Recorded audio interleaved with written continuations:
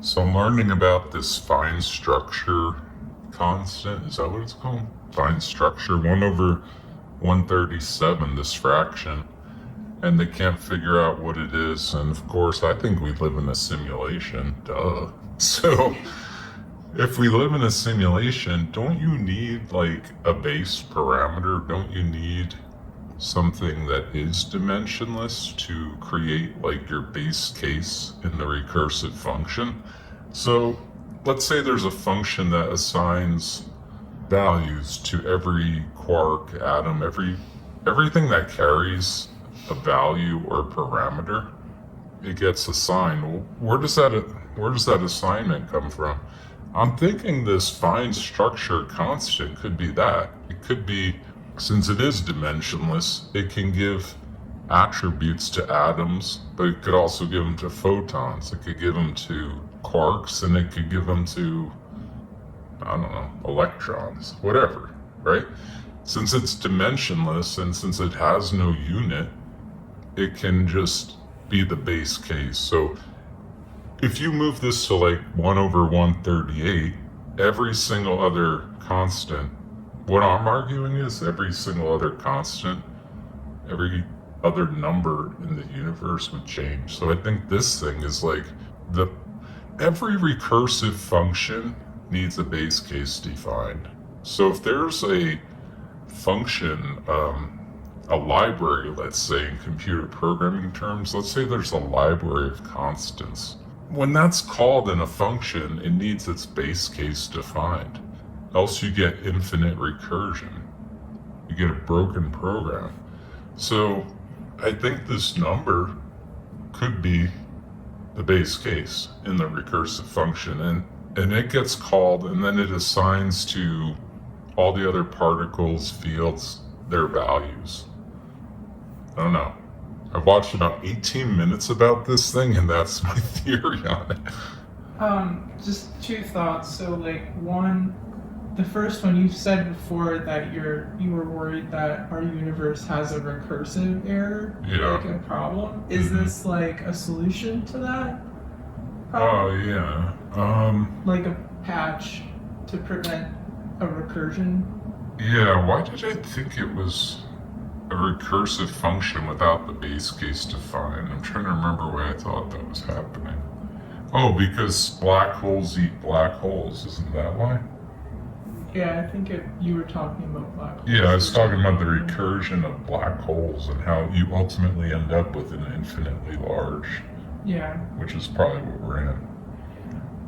And I said that seems like a recursive function, let's call it black hole creation, gets called when a star blows up, and it doesn't have its base case defined, so it just keeps like getting called and like eating what's ever in the prior memory of the other black hole that was called, and you get this recursive loop.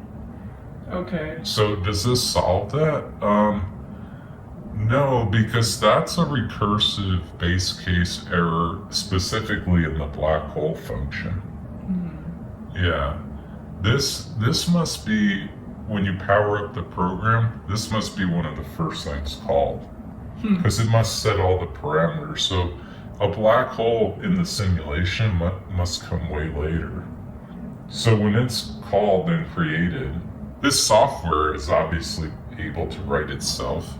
And the fact that it has like evolving properties kind of means it can modify itself, the code. Yeah. So somewhere along the line, a function called black hole got created, and that thing seems to have an error in it. It seems to have an error where the base case wasn't defined. But I don't think that's the same as this. Okay. This is just assigning numbers to, I think it's just assigning numbers to everything else, values to them, attributes. So what was your other question? That actually leads me to the second thing is, I mean, I don't know anything about this. I mean, I just heard about this 18 minutes ago.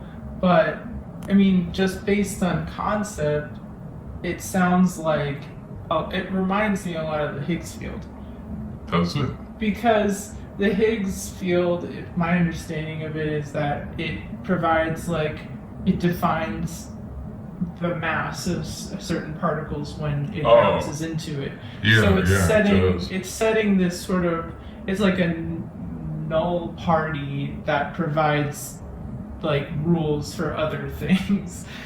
And Yeah, so the field is just, you're saying the base case, it's null, the field. Yeah, and then something it's providing and then guidance. something interacts with it and it Yeah. gets okay. Yeah, it reminds me of the Higgs field in that ways, and I don't know. Yeah, because the Higgs field is assigning that what we call ultimately a particle, I guess, Yeah, or matter.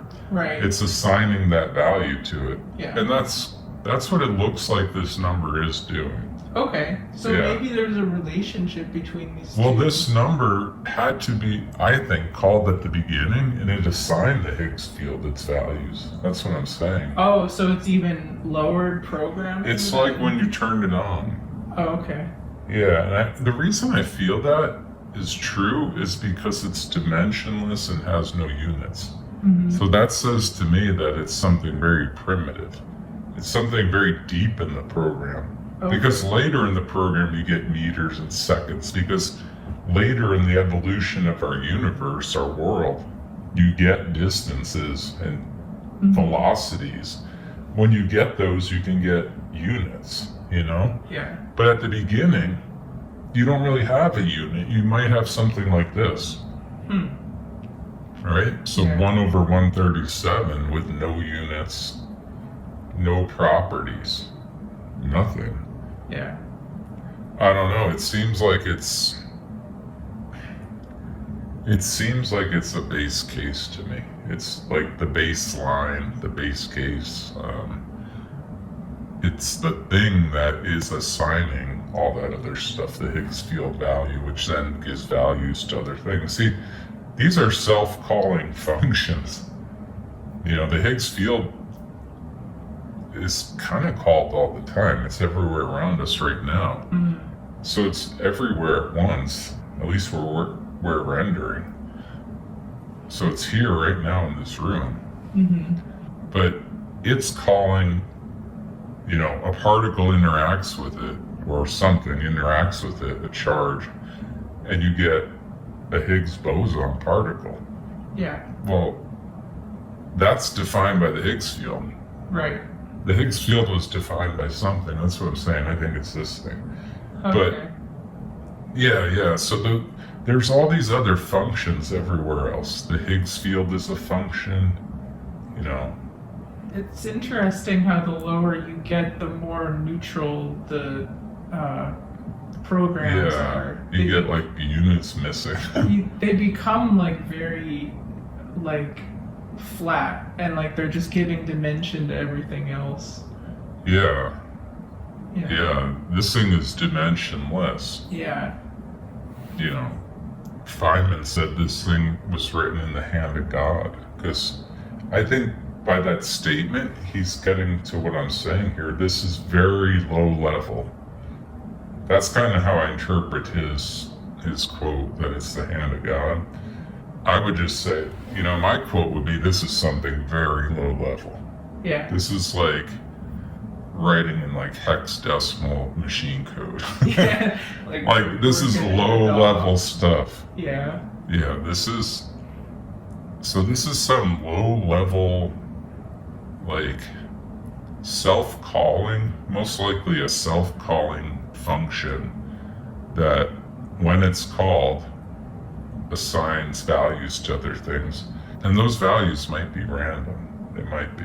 Yeah. And that could be why you get many different universes with different properties. Right. You could have. It could be 1/137 in every single multiverse, Mhm. but if there's a random number generator built into it, like, I don't know if this is an infinite fraction, but let's say it has like pi as a subroutine. Pi is an infinite fraction. Mhm. From pi, you could probably get something extremely close to random. So you could still have the same 1/137 creating every multiverse, but if it has a true random number generator like the quantum vacuum, and say it's driven by something like pi that's infinite, Mhm. you could theoretically have that one number generate every multiverse. Because I know off camera you asked me if it's 1 over 138 in a different...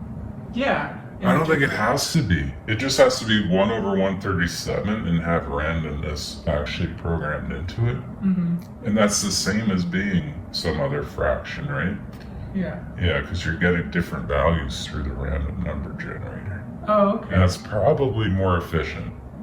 I don't know, but I think it's probably more efficient, so it probably works like that. Because it's more efficient to have one number instead of like 1 over 138. Like, you would need infinite numbers to generate infinite. That's less efficient than having one number with just a random generator in it. See, that's more efficient code in my opinion. So I feel like it's probably working like that. It's probably when a multiverse gets booted, 1 over 137 is called. It has a random number generator built in, probably built around pi, an infinite fraction, something like that, to generate the quantum vacuum. And then it spits out the laws of physics of that universe. And some of them don't have life, maybe, because the laws don't allow it, right? Yeah. You get some crazy laws spit out where gravity's like infinite or something. So you don't even need to have a different value in that baseline fraction as long as it's an absolute random generator. Yeah.